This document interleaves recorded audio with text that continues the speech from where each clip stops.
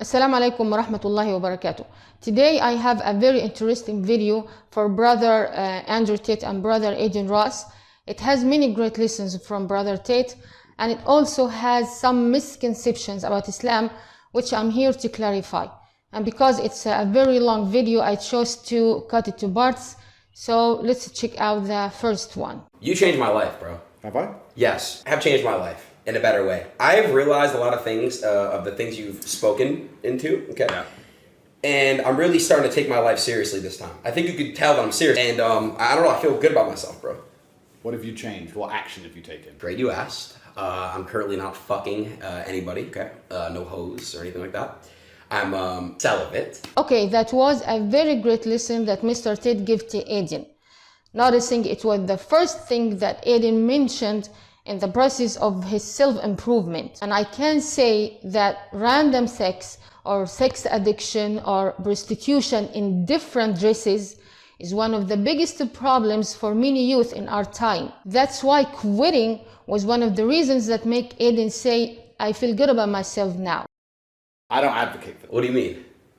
There's nothing wrong with fucking bitches. You told me I'm not supposed to fuck girls. No, I said you're supposed to stay away from degeneracy, but you can still get like 4 wives. Oh, okay. Well, so I could still fuck, like, girls? You can have 4 wives, yeah, of course. How many wives do you have? 4. You got 4 girls. 4 wives. Wives, sorry, I didn't mean to disrespect. It's fine. Sorry. But no, I'm not saying, I've never actually, let's make this clear. I say avoid degeneracy as a whole, but I don't advocate for avoiding sexual... Hold on. Now what Mr. Tate says makes me feel as if Islam took Zenah and put it in halal or legal frame and limited it to only 4 women. And this is completely wrong. This is completely not what Islam came with. As Zenah in Islam is just an absolute or pure sexual intercourse. Zenah in Islam is just a physical pleasure, a pleasure for the body. Zenah in Islam is just having sex. Zenah in Islam is just lust fulfillment. It's inhuman. It's humiliating thing. It's an offensive thing. It's degrading thing. A mean thing to do to yourself or to somebody. Mostly there is no heart in Zenah. Only bodies having sex. That's why Allah subhanahu wa ta'ala prohibited Zenah, because it's inhuman thing. And I mentioned before in my videos for many times that the center of our humanity is the heart.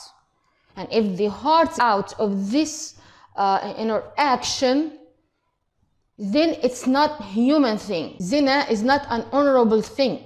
And Allah subhanahu wa ta'ala said in the Quran that He honored mankind. So, in order to understand the truth about polygamy, we need to understand the truth about marriage. What is the true meaning of marriage in Islam? By then we can understand why there is polygamy in Islam. And this would take a very long time to explain, but I'll try to cut it short.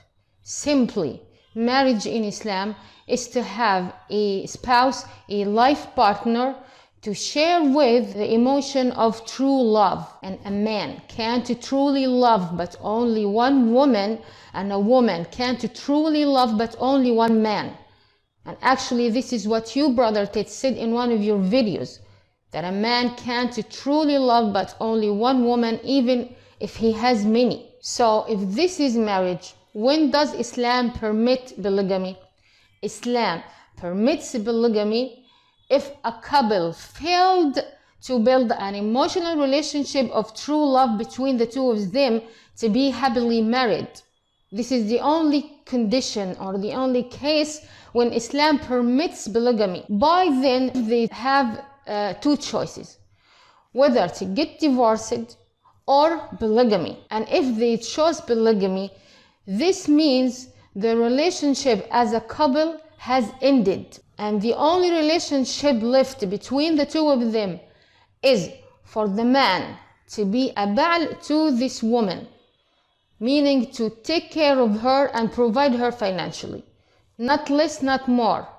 And for her is to be his woman, which means she can't marry someone else, and to show him gratitude, appreciation for his manhood towards her. This is in the Quran, And this is how some Muslim houses live, especially the ones with kids. And this is unfortunately what some Muslims don't follow. They just want to follow their desires towards women. So what I'm saying here, those men and women after polygamy, they cannot have any physical interaction. They cannot have any sexual intercourse. Why?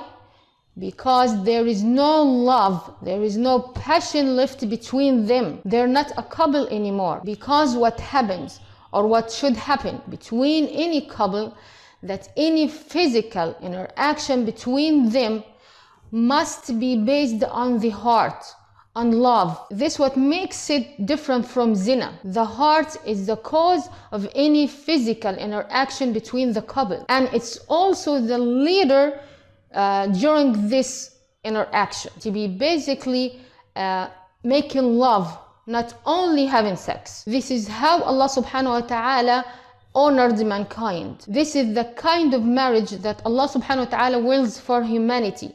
This is the kind of relationship that Allah subhanahu wa ta'ala wills between a man and a woman. Otherwise, it would be exactly like zina that Allah subhanahu wa ta'ala prohibited. So what I'm saying, brother, marriage in Islam is repose, is affection, mercy, love. This is what Allah subhanahu wa ta'ala actually mentioned in the Quran. Marriage is to take your wife as a home for you, and she takes you as a home for her. And Allah subhanahu wa ta'ala will make between the two of you affection and mercy.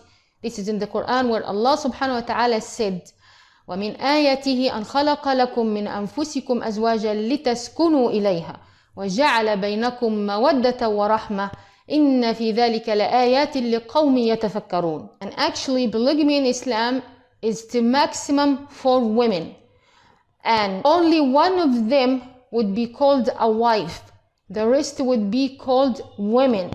Women that, as I said before, he's just taken care of, especially if he has kids from them. And actually, brother Tate, Allah subhanahu wa ta'ala, in the same verse he permitted polygamy, he also said that you can't have but only one wife if you feared to cause injustice to any woman. And last, I'd like to say that if a man truly loves a woman, he can't stand seeing her with another man, and same is woman. If a woman truly loved a man, she can't stand seeing him with another woman, and vice versa. If she doesn't truly love her man, wallahi, she would never be affected